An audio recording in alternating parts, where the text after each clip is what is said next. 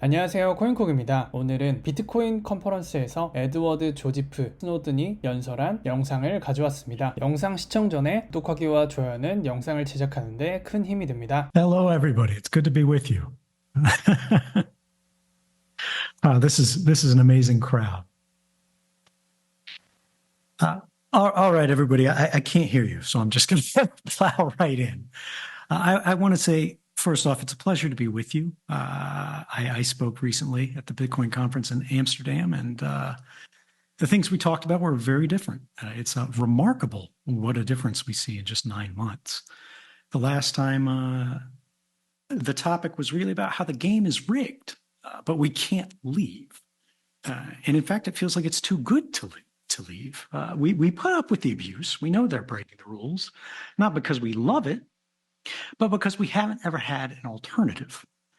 And what's amazing is that we're starting to make our own.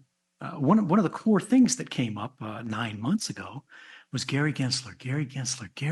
Everybody was hanging on his words. And I had to remind everybody that Gary Gensler is not Daddy Bitcoin. And now it's much easier to make that argument because we see that, in fact, Bitcoin is Daddy Gensler. We are winning, ladies and gentlemen. But we haven't won. And so we have to make sure that we don't get cocky. And I think, unfortunately, that's about the end of the fun part of this talk. But I think this year, plenty of people will be talking about the happy stuff. So you won't need me for that. I noticed that we have a lot more political representation this year, which is a wonderful, remarkable thing. We've reached the fight, the stage of the fight where, they go, oh, then they fight us.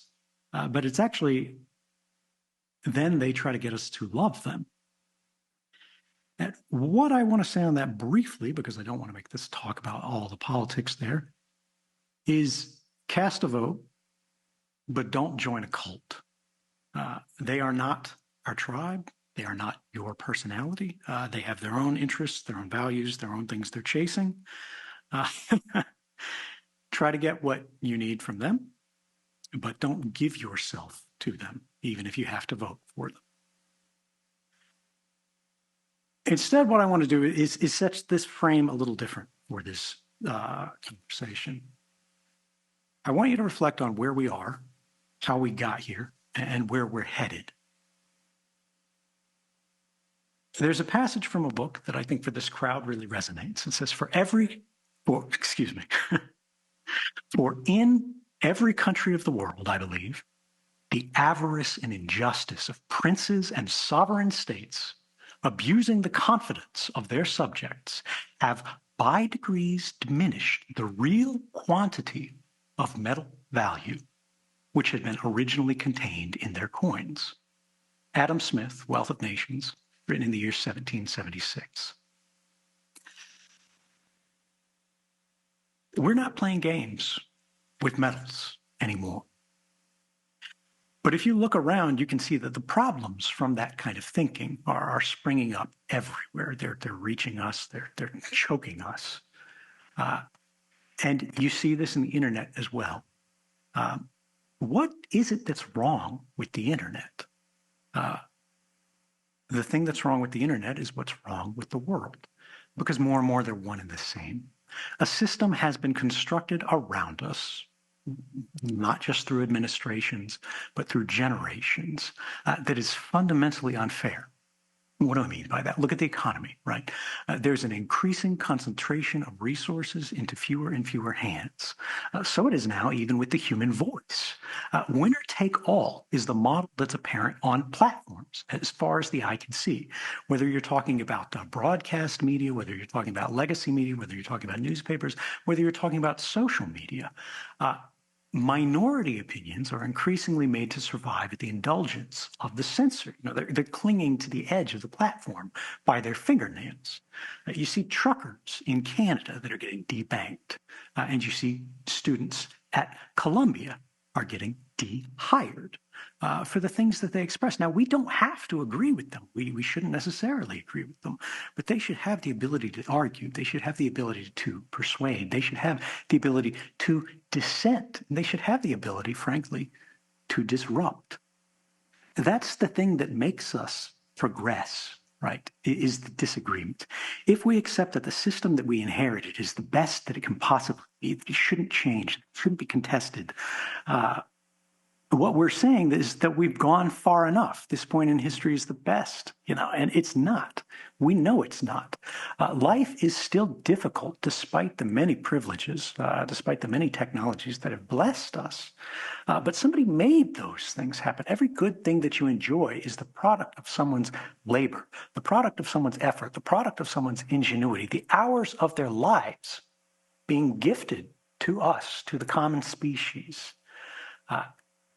And the system that has been built around us is designed to extract as much of that as possible and return that to the hands of those princes. You'll notice none of the things that I mentioned are, deeply technical in nature. It's all very broad and general audience. But the thing that I want to warn you about tonight is that I fear that that is about to change.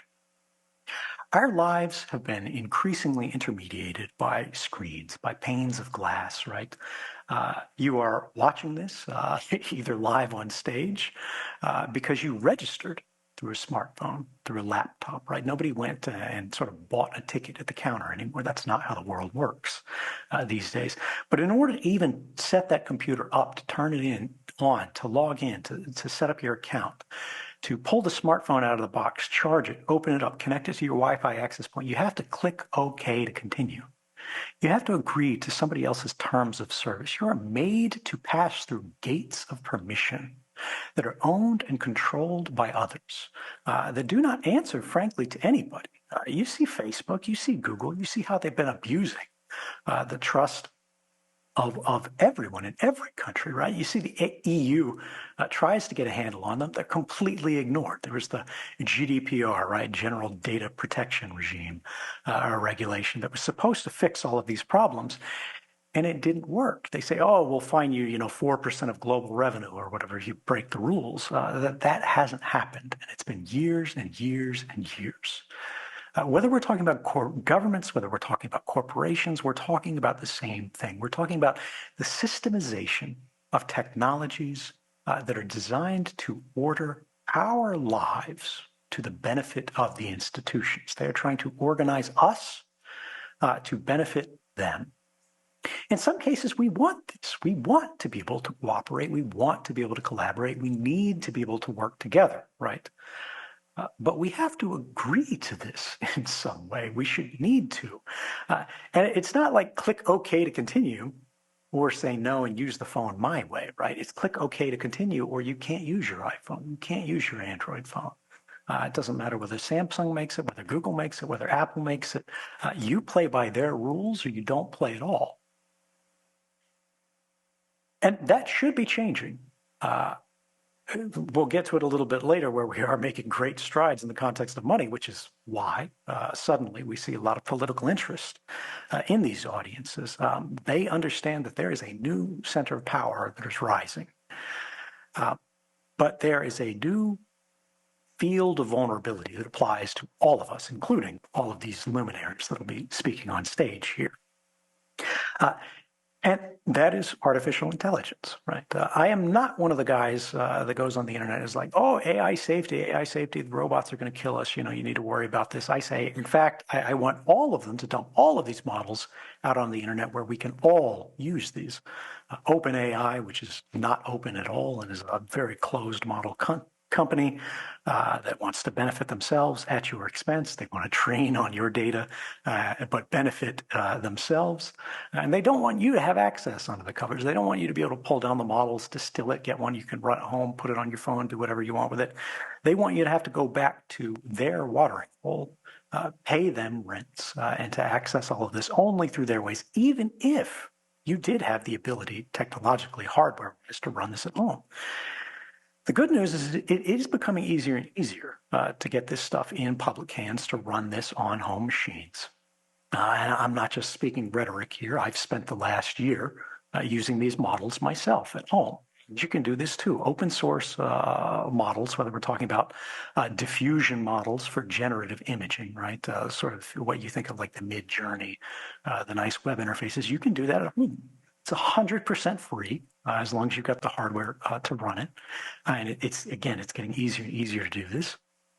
Whether we're talking about large language models, Facebook, which again I've been throwing invective at for the beginning half of the talk, has actually been a force for good in this space. Not because they love you or they love us or they love me or anything like that, but because they're afraid their competitors, like OpenAI that I mentioned, are going to build a structure around them, ring fence them in a little plot that they can then tax forever. And Facebook doesn't want to end up there, right? So they go, well, what we'll do is we'll develop the tools and give them to everyone else so a monopoly can't form and be used against us. Self-interest more so than altruism, but I still applaud it, right? And I'm no fan of Mark Zuckerberg, but he's done wonderful things here. I hope he continues. I know it won't last forever, but for the moment, while it does, I'll welcome the help that we can get there. But why am I bringing this up, at a Bitcoin conference? Well, the reason why is that Bitcoin transactions are not private. All of you know this here on the general sense because it's 2024 and this is not, back in 2013 where we're saying, Bitcoin is perfectly anonymous and it's money for criminals and whatever. The only person who still believes that is Elizabeth Warren. The reality is that Bitcoin transactions are permanent, they are public, and they can be tracked and they can be linked. An enormous proportion of them are fully doxed, just not publicly doxed. And this is because how do people move in and off of sort of the Bitcoin network, any crypto chain really? And it's through the on and off ramps, right? Through these legacy exchanges that get licensed by whatever New York State or whatever country, whether it's in Dubai, whether it's in New York. And they are sharing the information en masse with what we politely refer to as regulators, but what are plainly described as great powers, right? People are not really focused on sending this stuff to the government of Barbados. But if they're worried about catching an indictment from that government, they will send anything that government asks for to them, and then they'll say, is there anything else you need while we're at it? Well, there was still one saving grace, which was there were parts of that chain which were not fully identified and verified. You could have private transactions. You could send $5 for your buddy for pizza, as long as the on-chain transaction fees were low. Otherwise, you wait and save it up. But the idea here is that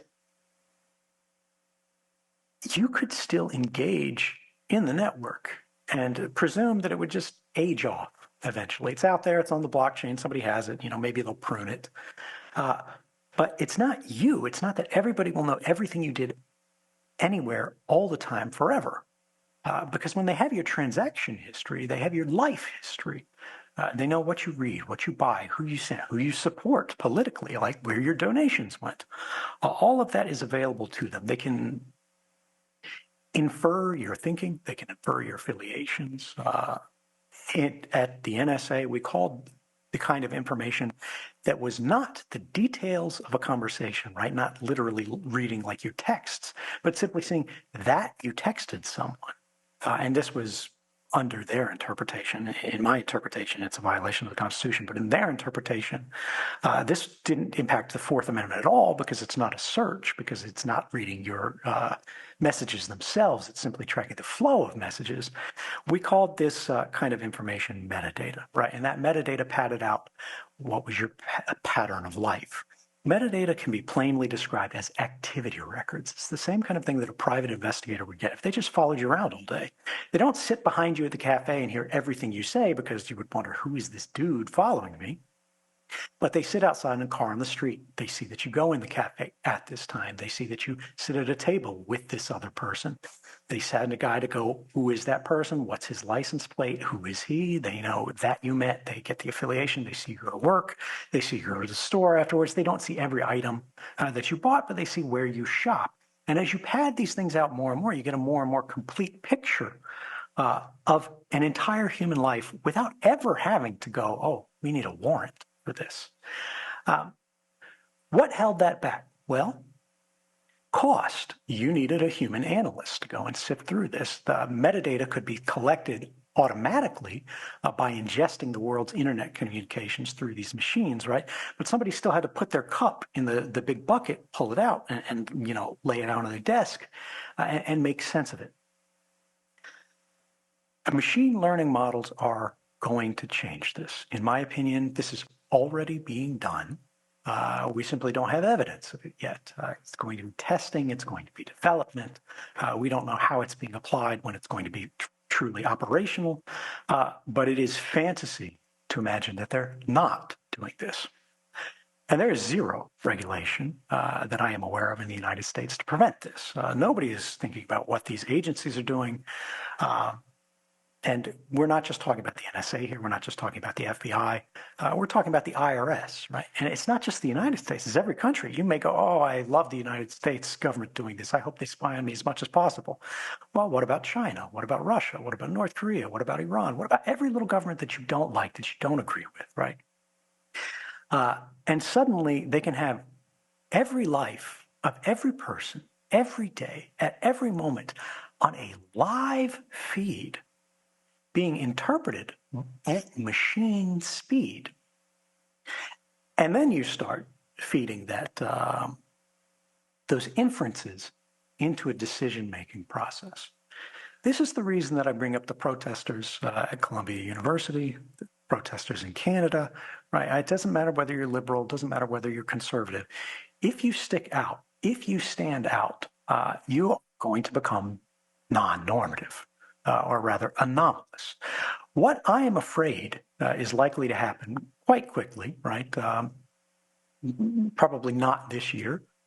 Within 3 years, it'll begin being done, I think, at some scale. And within 5 to 10 years, it'll be done absolutely regularly, routinely. Is that they're going to take all of the transaction information that they can get. And this is going to start with big banks going on their own personal data sets. It's going to flow from there to people going, oh, where can we get this information publicly? Well, the Bitcoin blockchain is available for anyone for free at any time, right? And how do you train these models? You need learning sets. You need training data. You need data sets. So they're going to pull everything they can. They're going to feed it through these things, and they're going to try to teach them originally, I think this is going to be the easiest thing, what does a normal transaction look like? What do 95% of them look like? And then they're just going to go, what is anomalous? What is strange? What is unusual? What doesn't quite fit? And then they're going to go from that's a 5% probability down to 3% probability, then try to get it smaller and smaller and smaller until they can just basically have people that are getting reports spit out on their desk, little, chat messages to their terminal, basically. They're saying, this just happened, this just happened, this just happened. Do you want to continue? And that banking officer is going to get a click OK to continue on your life, on your ability to transact, on your ability to trade. It's not just going to be Bitcoin. It's going to be Visa. It's going to be MasterCard. It's going to be everywhere. It's going to be PayPal, right? Whether you're subscribing to an OnlyFans account or something like that, which, is a very common thing, but something that a lot of people aren't going to admit to. They're not going to be proud of, right? That's going to start making these institutions go, oh, do we want to continue our business association with these people? Is there a brand risk, on stage here? And I think we really need to think about how do we secure the transactions on the Bitcoin network moving forward. I have said this for 10 years. I have been ignored for 10 years. Well, we're running out of runway. And again, right now, every time you're on this network, and I love this network, I've used it many times, you are going to be adding to the data set. Even if they don't identify you because you're the, whatever mystic cyber ninja that knows how to protect yourself, who is the counterparty that you're trading with? Are you sending it to your buddy? Are they doxxed, right? Are you sending it to a business that you're paying? Are they doxxed? And larger parts of this transaction mesh of this network, as they get identified, the space for everyone else to have any kind of private interaction diminishes. Now, you might go, well, these big businesses, Visa, MasterCard, like, yeah, they have the transaction history for everybody, everywhere, all the time. And you don't know what they're using it for, but they're not screwing you, right? Well, AT&T, it was revealed this year, lost all of their subscribers' information, or an enormous subscribers' information, for a block of time. I think it was something like 6 months. Where all of your text messages, all of your phone calls, all of the things that went through their routing network, including some cell site location information, which means which cell phone tower you were connected to, were stolen by hackers. They haven't said who they are. As far as I know, they may not have been identified yet. Maybe they'll never be identified. We don't know whether it's state-sponsored or whatever. Maybe there's been ongoing reporting since then. It's revealed it. Correct me if I'm wrong. I'm sure somebody will be out there to tweet about it. But the bottom line is this, right? These enormous data sets are a liability. We know they cannot protect them. You cannot control them. And they can have enormous influence over our lives. All of these people who are coming up on stage and saying these wonderful things about how much they love Bitcoin, how much they love you, how they're going to do all these wonderful things to make something better. The United States is the only advanced democracy on the planet that I am aware of that does not have a basic privacy law. We have the Fourth Amendment, right? That only binds the federal government. That doesn't do diddly squat to protect you against corporations. And the government, for 90% of their work, probably 95% of their work in intelligence nowadays, they simply go to corporations and ask them for information. It's an end run around the Constitution. And we have been able to suffer this, right? Again, the game is too good to leave. Not because we love it, but because we haven't had a choice. Well, we're running out of time to fix this, and the consequences of ignoring it are about to get a whole lot worse. Nobody sees them. This is not Terminator, right? This is not Skynet. This is not robots descending from the sky to drag you out of your home. That might come someday, but that's a long way off. We're talking about things that are much more banal, but much easier to do. We talk about that concentration of power. These politicians, right? A lot of them probably don't love that they have to come up on this stage and give a dog and pony show to dance for the crowd that is suddenly much more powerful. Well, the people that they have always been answerable to are about to get a much tighter hold on the leash, not just of them, but of everyone.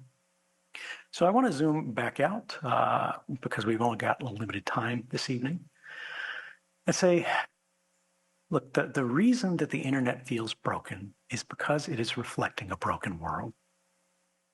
It's reflecting the consequences of all of these winner-take-all dynamics. It is reflecting the boundless ambition of these generations of princes. And it has left us with an unfair system, which means an unstable system. Why do I think all of this AI stuff is likely? Well, the reason is that unfair systems produce dissatisfaction and therefore are hard to maintain. Well, the people who want to maintain them are those who benefit the most from them. In the current disequilibrium, they're the ones who have the most resources. They have the ability to influence the status quo the most. And what they're trying to do is they're trying to keep the top spinning for as long as possible without letting it fall over and someone having to write it in a new stage, right? Instead of staying in the same game, even if it's good, we don't want to leave it. We start a new round, right? We start a new game with new rules. The reality is we're not at the worst of it yet, but we are headed in that direction. It's clear to me. And I think if you look at, like, does this feel normal to you? When you look at the candidates, when you look at the dynamics, even the people on stage giving all the speeches, right? I'm not saying they're terrible, right, or not taking a position at all. But this is a little unusual. The fact that they're here is a little bit unusual. Things are changing, and they're changing more quickly all the time.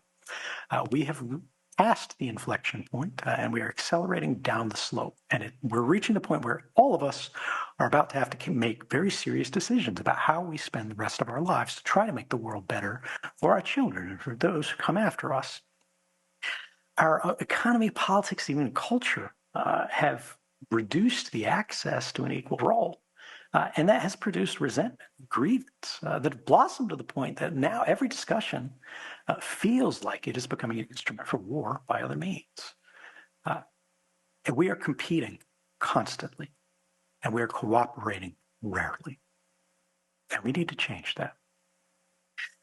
Because if you ask yourself, who is it that's competing for all of the highly energized talk about like radicalism, the increase of extremism, which is not wrong, it's unevenly distributed. I see very little in the way of like cutthroat competition and blood sport amongst the banks. As far as the average worker is concerned, but whether we're talking about this election or any other in the last 20 years, a given election tends to result in what feels like a different uniform on the same cop. And that's a problem. Elections do have consequences. They do matter, right? There are differences. But sometimes it feels like they're less meaningful than they should be. And that is, I think, what we're all feeling. That is the seed of all of us. We are supposed to have our hands on the lever as a collective public, as the commons, right? And we still get to cast our votes, but it seems like our votes are not as meaningful as they want. Do you really believe that the two front runners are what the collective will of this country would choose as the two best Americans, right? When you were a child and you were in school, they're like, oh, the president's the best person. Does it feel like that? I don't think so. And so that leaves us with the questions to walk us out of this. The question that we're being confronted with every day, what are you going to do about it? The reality is not much, right? Right now, if you're the average person, you're going to post a mean tweet, about somebody you don't like, and then post a picture of yourself looking cool on Instagram, and then forget about it. You want to watch your shows. You want to go home. You want to be comfortable. You want to, get dinner. You want to go to bed. You've got a job to do, right? You've got rent to pay. We're all running on a treadmill. And then what? And for what? Right now, we're doing it for the likes. We're trying to get approval. We're trying to get acceptance. We are being driven to compete for attention and for acceptance. We need to start, instead of competing, we need to start cooperating, working together to find our way out of this hole that is not this election, it's not this politician, it's not this policy, it's this system. And that's what Adam Smith was telling us about the year 1776, a powerful year for every American. The internet is broken because institutions are competing against the individual, while the individual is competing against other individuals. We need to shatter that design because competition is everywhere, but it's only against the powerless. We need to look back at the avarice of those princes. Right? And I don't just mean in the context of government. I mean everywhere. I mean, Jamie Dimon, J.P. Morgan. We need to think about the systemic influences on our lives and how we can correct for them. The people who throughout all history had the means to diminish the amount of metals in our coins, which is inflation, simply by a different name. We're not using metal anymore. We're using paper now, but the game is the same.